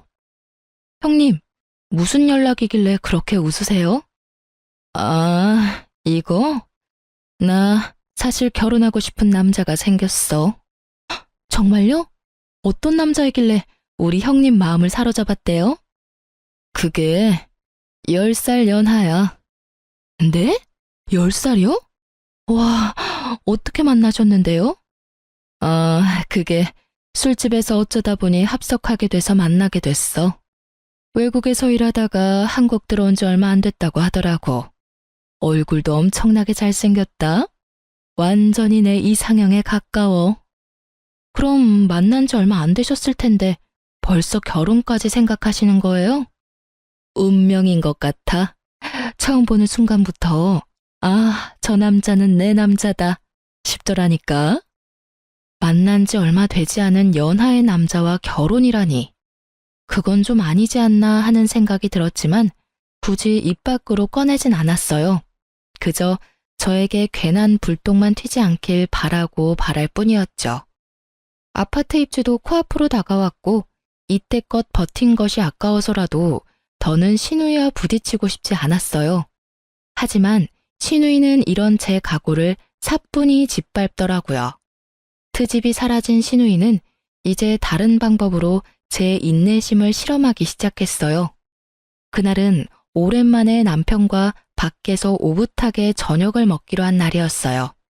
그날따라 옷이고 가방이며 왜 그렇게 찾는 것마다 보이지 않는지 신경질이 다 나더라고요. 어디 갔지? 오늘 진짜 무슨 날인가? 왜 이렇게 찾는 것마다 없지? 왜? 못 찾는데? 왜 있잖아. 내 하얀색 원피스랑 노란색 가방. 당신이 그거 입었을 때 제일 예쁘다고 해서 오늘 입으려고 했는데 아무리 찾아도 안 보여. 옷하고 가방에 발이 달렸을 리도 없을 텐데 왜 안 보이지? 그러게. 없으면 오늘은 다른 거 입어. 당신은 뭘 입어도 예뻐. 예약 시간은 다가오고 마음은 급해졌어요. 원하는 옷이 보이지 않아 짜증이 났지만 오랜만에 하는 데이트에 더는 기분을 망치고 싶지 않아 다른 옷을 입고 화장대 앞에 앉았어요. 오늘 왜 이러지? 립스틱도 없어. 아끼는 립스틱도 보이지 않자 이상하다는 생각이 확 들더라고요. 혼란에 빠져있는 그때 신우이가 콧노래를 부르며 집으로 들어왔고 전 설마 하는 마음으로 거실로 나갔어요. 정말 설마가 사람을 잡더라고요. 네, 맞습니다. 신우이는 제 옷을 입고 가방을 어깨에 메고선 립스틱까지 가지고 외출했던 것입니다. 물론 저에게 묻지도 않고요. 어떻게 생각하면 별거 아닐 수도 있지만 이때껏 당한 것이 있어서 그런지 눈이 다 뒤집히게 화가 나더라고요. 남편은 어찌할 바를 몰라 발만 동동 굴리며 제 눈치를 보더군요. 전 끓어오르는 화를 최대한 누르고 조심스럽게 말했어요. 형님, 지금 입고 있는 옷, 제 옷 맞을까요? 쇼핑 좀 해야지. 나가려고 보니까 입을 게 마땅치 않아서 올케 옷 좀 빌려 입었어. 옷에 맞는 가방도 없길래 가방도 좀 쓰고. 다음부턴 이러지 말아주세요. 최소한 미리 말씀이라도 해주세요. 저도 오늘 입고 나가려고 했는데 안 보여서 한참을 찾았어요. 부탁 좀 드릴게요. 누가 누구한테 부탁해야 하는 상황인지. 어쨌든 전 최대한 좋게 말하려고 애썼지만 받아들이는 신우이는 그렇지 않았죠. 방귀 낀 놈이 성낸다더니 그 말이 딱 맞더라고요. 신우이는 제 말이 끝나기도 전에 신경질적으로 가방을 내던지고 입고 있던 옷까지 벗는 신용을 하더군요. 남동생이 보고 있었으니 차마 진짜 벗을 수는 없었는지 원피스 뒤 지퍼를 내리다 멈추곤 저에게 고래고래 소리를 질렀습니다. 이까짓 옷이랑 가방 줘도 안 해. 이까짓 거 얼마나 한다고. 제가 어디 가서 할 말 못하고 그런 사람이 전혀 아닌데 너무 황당하니 말문이 턱하고 막히더라고요. 제가 아무 말도 하지 않고 있자 저를 쏘아보던 신우이는 방으로 신경질적으로 들어가 버렸습니다. 폐악에 가까운 신우이를 보고 있자니 남편과 데이트할 마음도 싹 사라졌고 전 그대로 방으로 들어와 깊은 고민에 빠졌어요. 신우년의 머리털을 다 뽑아야 하나 말아야 하느냐는 고민이요. 그런 고민도 잠시 결국 한 번 더 참기로 마음먹었어요. 곧 시집을 간다니 그때까지만 죽은 듯이 참고 살지 싶었네요. 지금 생각하면 그때 머리털을 다 뽑아놨어야 했는데 그땐 남편을 사랑했기에 더 큰 분란을 만들고 싶지 않은 마음이 더 컸던 것 같아요. 미련스럽고 바보같이 말이에요. 거기에다 남편도 이때까진 저의 마음을 헤아려 주려고 노력했고요. 여보, 내가 당신한테 면목이 없네. 미안해. 내가 대신 사과할게. 정말 미안. 아휴, 당신도 힘들지? 중간에서 두 여자 눈치 살피느라. 나도 당신 생각해서 조금만 더 참자 싶은데 막상 형님 저러는 거 보면 그게 마음처럼 잘 안 돼. 아니야. 당신 오늘 충분히 참았어. 사실 난 아까 누나 들어오는데 당신 옷 입고 가방까지 든 거 보는데 아, 오늘 진짜 큰일 나겠구나 싶었다니까. 그런데 당신이 참는 거 보면서 내가 얼마나 미안하고 고마운지. 다시 한번 미안해, 여보. 그리고 참아줘서 고마워. 내가 우리 둘이 살게 되면 진짜 여왕님처럼 모시고 살게. 이렇게까지 하는 남편을 보니 화도 좀 가라앉는 것 같았어요. 그리고 시누이가 화까지 내며 그렇게 호언장담했으니 다신 제 물건을 건드리는 일은 없겠지 했죠. 그래서 그 이후엔 그런 일이 없었냐고요? 전혀요. 시누이는 정말 제 예상을 훌쩍 뛰어넘는 사람이었어요. 그날 이후부턴 제 눈에 띄지 않게 제 물건을 사용하기 시작했어요. 왜 그런 거 있잖아요. 제가 뒀던 자리가 아닌 다른 곳에서 제 물건이 있다든지 제가 모르는 얼룩이 묻어 있다든지 분명 시누이 짓이 분명했지만 확실한 증거가 없는 그런 상황이 계속되었어요. 그래서 전 시누이가 발뺌할 수 없도록 묘수를 생각해냈죠. 저는 덫을 놓았고 이제 시누이가 덫에 걸리길 기다렸어요. 얼마나 지났을까요? 도저히 참을 수 없는 일이 일어나고야 말았습니다. 그날도 시누이는 제 가방을 몰래 들고 나갔고 저에게 딱 걸리고야 말았어요. 전 참을 수가 없었죠. 그 가방은 엄마가 결혼할 때 물려주셨던 고가의 명품 가방이었습니다. 가격도 가격이지만 의미가 깊은 가방이라 저도 훗날 딸이 있다면 딸에게, 아들뿐이라면 며느리에게 물려주고자 아끼고 아끼던 것이었어요. 그런 가방을 또 묻지도 않고 가지고 간 것도 화가 나는데 가방을 자갈밭에다 굴렸는지 걸레짝을 만들어 들어왔더군요. 그리곤 미안하다는 기색도 없는데 그야말로 전 분노가 폭발해버렸어요. 더는 참고 말고 할 이성이 사라졌다는 말이 더 맞겠네요. 형님, 이게 뭐예요? 전 걸레짝이 된 가방을 들고 집으로 들어서는 형님에게서 가방을 휙 낚아채며 소리를 질렀어요. 그런 제 목소리가 듣기 싫다는 듯 시누이는 귀를 후벼파며 말했어요. 아, 시끄러워. 그까짓 가방 얼마나 한다고? AS 맡겨. 아니면 하나 새로 사든가. 새로 사준다고 해도 진정이 안 되는데 어쩜 그리도 뻔뻔할 수가 있는지. 남편은 눈을 질끈 감았고 전 실소가 흘러나왔어요. 형님, 이 가방 친정엄마가 처녀 때 구입하셔서 물려주신 가방이라 이제 사지도 못하는 그런 가방이라고요.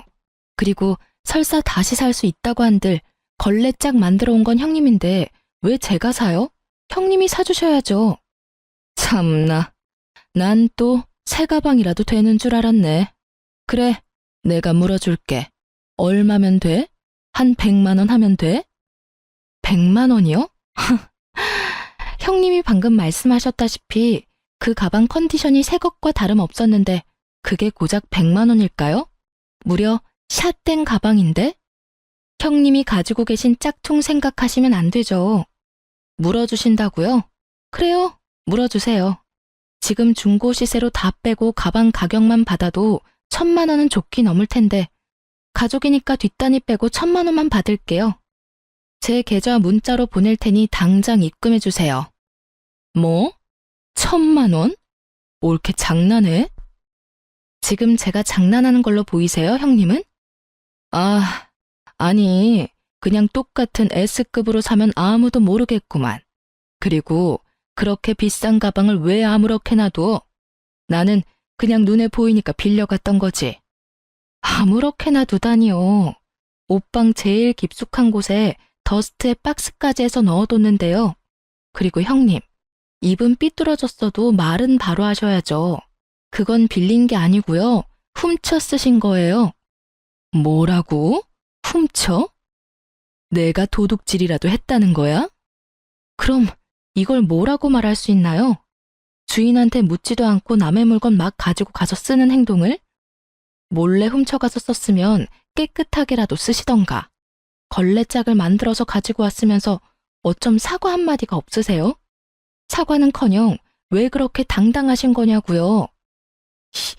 이년이 진짜? 너 말 다 했어?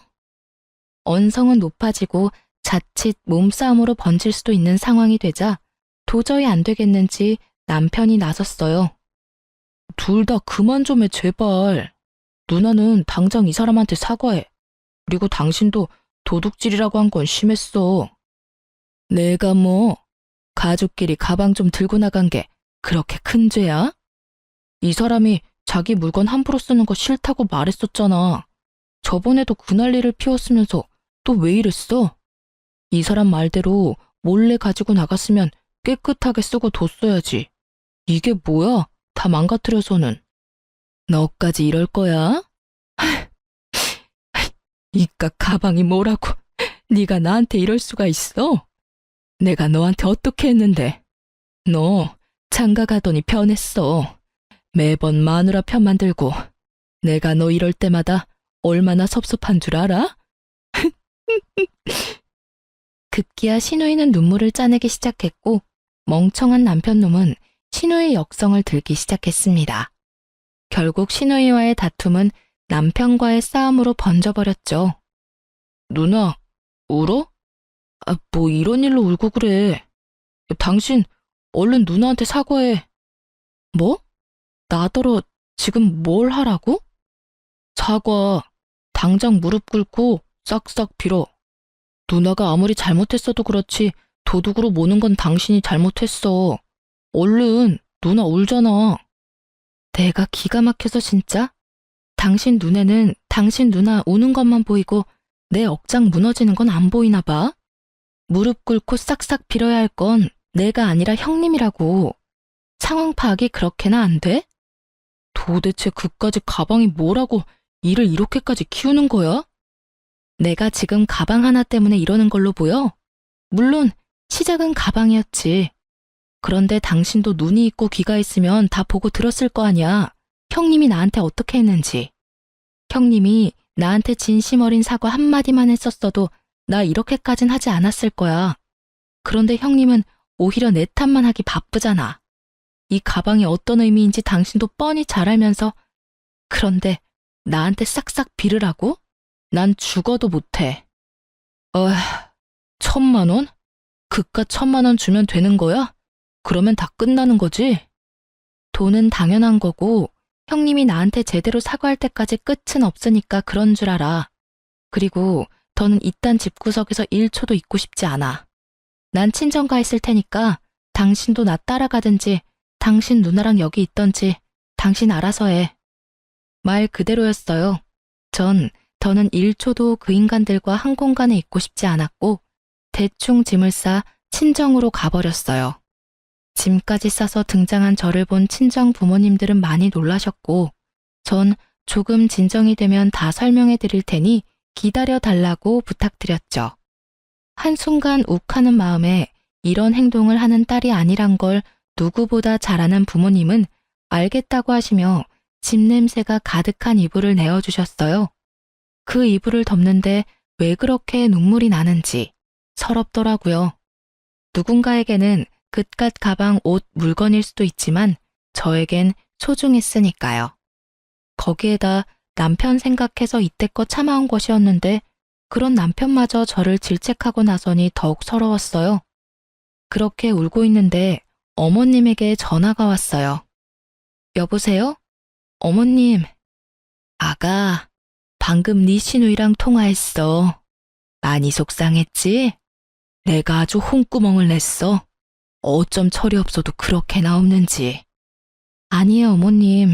저도 좀 참았어야 했는데. 네가 오죽했으면 그랬을까? 내가 널 모르니? 들어보니 사돈께서 물려주신 거라며. 그렇게 의미가 깊은 물건인데 다 망가졌으니 얼마나 속상했을 거야. 네 계좌로 가방값 보냈어.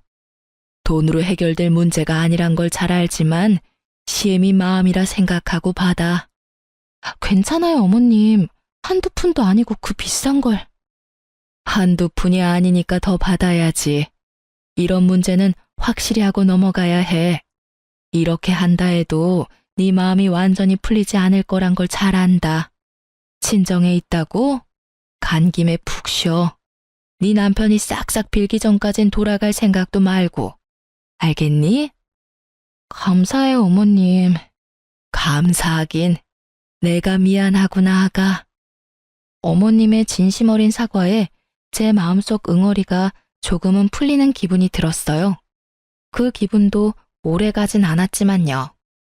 며칠 뒤 남편은 친정으로 찾아와 싹싹 빌었고, 전 일단 신우이가 기다리는 집으로 돌아갔어요. 저만의 계획이 있었거든요. 신우이는 집으로 돌아온 저에게 진심을 담은 척 사과를 했고, 저 역시 진심을 받은 척 사과를 받아주었어요. 신우이는 10살 어린 남자친구와 결혼하기로 했다며 상견례 날짜가 잡혔다고 하더라고요. 남편이 저에게 싹싹 빈 것도 신우이의 사과도 다 이유가 있었던 것입니다. 저도 대충 눈치채고 있었던 사실이라 화도 나지 않더군요. 그날부터 신우이는 저에게 잘해주기 시작했어요. 자신의 체면을 위해 어떻게 해서든 절 상견례 자리에 데리고 나갔어야 했을 테니까요. 옳게. 이제부터 아침은 내가 알아서 차려 먹을게. 생각해보니까 옳게는 아침도 안 먹는데 그 바쁜 아침에 식사 준비까지 시키는 건 내가 좀 너무했다 싶더라고. 전 이제야 제정신이 바뀐 것인지 처음으로 정상적인 말을 하는 신우이를 보며 언제까지 일어나 지켜보기로 했어요. 속이 뻔히 보이는 친절에 헛웃음이 터져나왔지만 꽤 참을 만했어요. 형님 뜻이 그렇다면 그렇게 하세요. 그런데 상견례 날짜 잡으셨다면서요? 이번 주 주말 맞아요?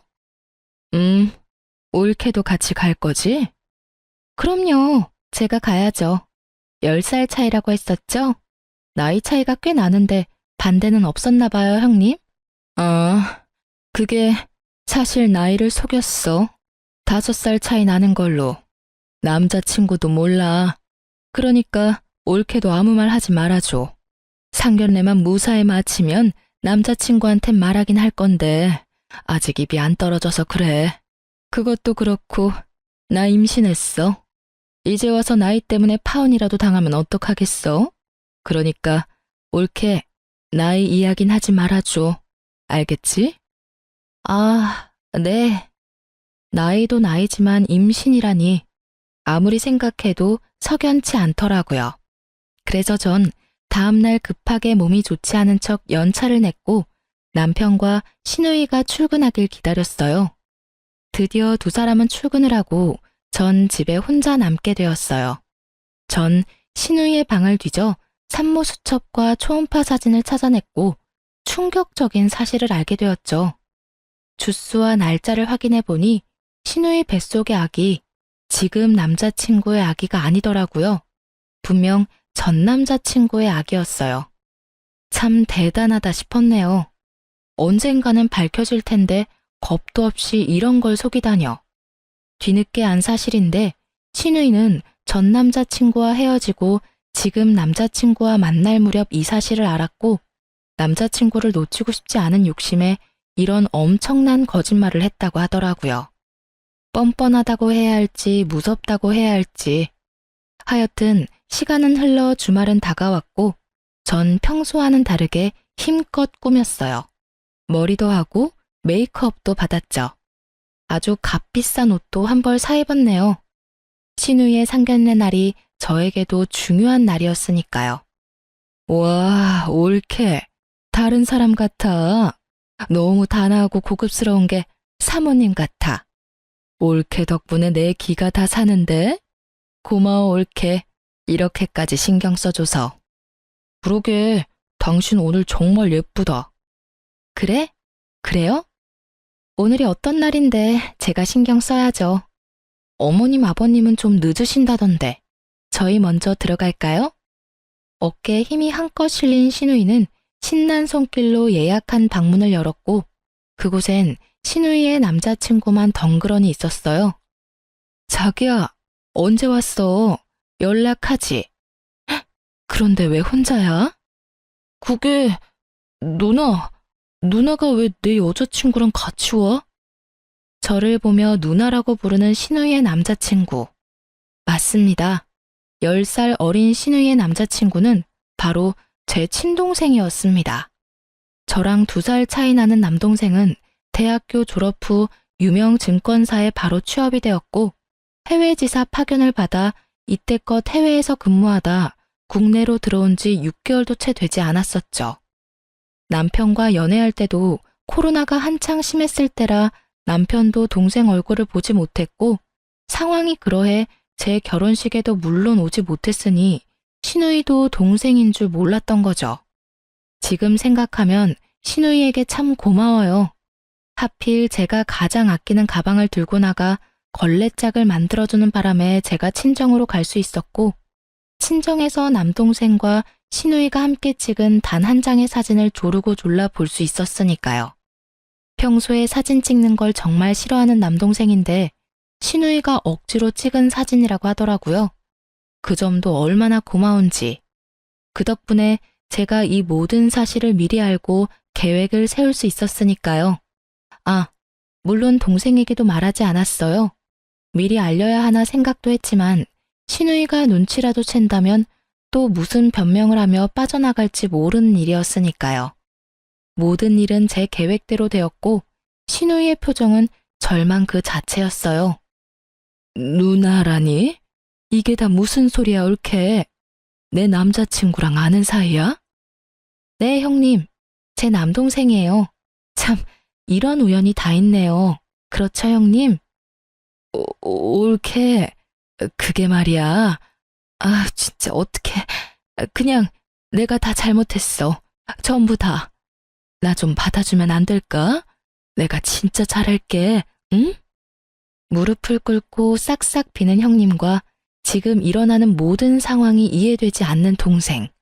전 이 모든 상황을 한 번에 정리할 수 있는 증거를 형님에게 던지며 말했어요. 형님 같으면 받아주시겠어요? 10살을 5살이라고 속인 것도 모자라서 뱃속의 아기도 제 동생 자식이 아니잖아요. 하나부터 10까지 다 거짓말 투성인 형님을 형님 같으면 동생이랑 결혼하게 두겠어요? 형님은 바닥에 힘없이 떨어진 산모 수첩과 초음파 사진을 후다닥 감추었지만 이미 늦은 일이었어요. 이게 다 무슨 소리야, 누나? 그럼 뱃속의 아기가 내 아기가 아니란 말이야? 그래서 오늘 엄마 아빠도 없이 혼자 오라고 한 거였어? 미리 말했어야 했는데 미안해. 넌 작은 일도 얼굴에 다 티가 나니까 미리 말할 수가 없었어. 진짜 미안해. 그러니까 나이도 5살 많은 게 아니라 10살이 많고 애도 내 애가 아니란 이 말이네? 그러면서 뻔뻔하게 결혼해주지 않으면 죽는다고 협박까지 했어? 어쩐지 테스트기는 보여주면서 초음파 사진은 안 보여주는 게 이상하다 싶었어. 이 정도면 사기야, 사기. 모든 사실을 알게 된 동생은 충격이 큰 듯 비틀거리며 소리를 질렀고 시누이는 동생에게 몸을 돌려 빌기 시작했어요. 자기야, 내가 잘못했어. 처음부터 속이려는 건 아니었는데 자기를 너무 사랑해서 놓치고 싶지 않았어. 나 한 번만 용서해주면 안 될까? 이 아기 자기가 싫다고 하면 당장 지울게. 나 수술하면 돼.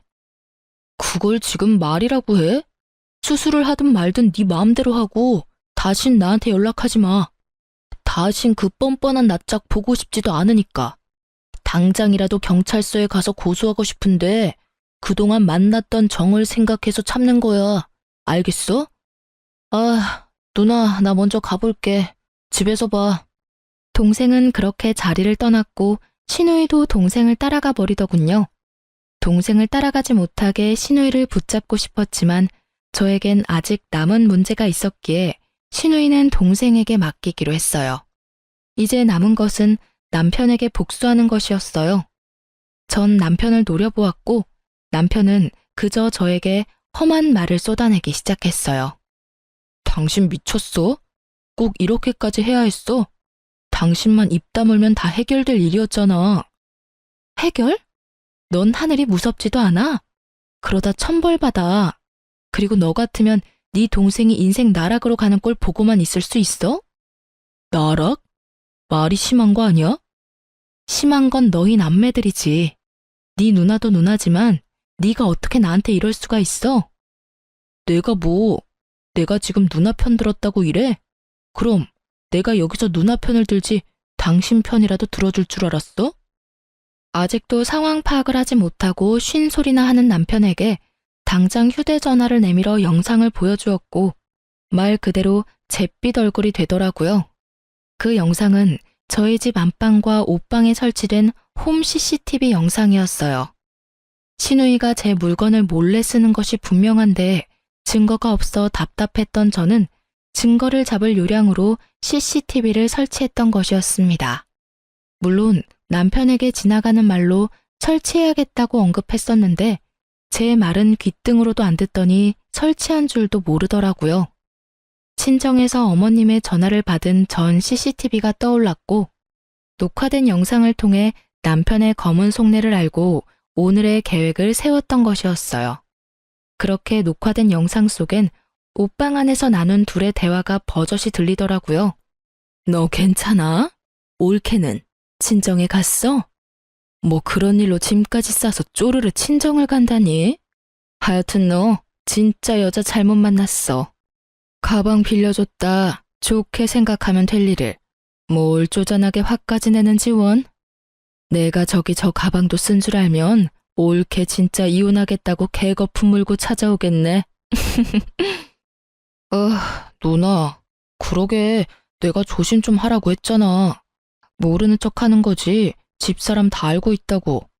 내가 그렇게까지 말했는데 하필이면 장모님이 주신 가방을 그 꼴을 만들어서 가지고 오냐? 아, 몰라. 남자친구랑 다투는 바람에 열받아서 화풀이 한다고 던졌는데 하필 손에 들린 게 가방이었어. 바닥에 돌도 많았고. 나라고 이렇게 될 줄 알았겠어? 이제 어떡할 거야? 저 사람 저대로 두면 누나 상견례는 어쩌려고. 어떻게든 오게 해야지. 넌 결혼해도 그딴 년이랑 결혼했니? 오늘도 봐. 이까진 일로 짐 싸서 친정 가는 게 말이나 돼? 그년 때문에 나만 엄마한테 혼났잖아. 나라고 알았겠어. 그렇지 않아도 이번에 회사에서 맡은 프로젝트만 무사히 끝내면 이혼할 거야. 성질머리가 얼마나 더러운지 생각 같아선 당장이라도 이혼하고 싶은데 와이프 도움 없이는 프로젝트 성공리에 끝내기란 불가능에 가까우니 어쩌겠어. 누나 결혼식도 있고. 일단 다 무사히 넘기고 나 진급만 하면 당장 이혼할 거니까 누나도 그때까진 비위 잘 맞추란 말이야. 알겠지? 더 들을 수가 없어 전 영상을 꺼버렸어요. 기껏해야 어머님께 형님의 만행을 알리고자 설치했던 CCTV였는데 이런 월척이 낚일 줄 누가 알았겠어요? 숨겨왔던 민낯이 드러나니 남편은 신우이가 꿇었던 그 자리에 똑같이 무릎을 꿇고 싹싹 빌더군요. 여보, 저 말 다 진담 아닌 거 당신은 알지? 별것도 아닌 일에 당신이 집을 나가버리니까 화가 나기도 했고 누나도 달래줄 겸 그냥 한 말이었어. 진짜 당신하고 이혼할 생각은 전혀 없었다고. 내가 당신을 얼마나 사랑하는데 당신도 잘 알잖아. 사랑 타령을 하는 남편을 보는데 화가 다시 솟구쳐 올랐어요. 저 망설이지 않고 남편의 뺨을 내리쳤습니다. 사랑? 웃기고 있네. 이 와중에도 거짓말을 하고 싶니? 정말 소름 끼친다. 그냥 이혼해 우리. 곧 어머님 아버님 오시지? 영상은 내가 보내드릴 테니까 자세한 설명은 네가 해. 그러면 법원에서 보자. 그렇게 저도 그 자리를 났습니다. 뒤에서 남편의 절규가 들려왔지만 아랑곳하지 않았어요. 이미 제 마음을 떠난 사람이었으니까요. 일말의 감정도 남지 않았죠. 저를 등에 업고 날개를 달려고 했다니 정말 가당치도 않았어요. 그래서 어떻게 됐냐고요? 뻔한 결말이었죠.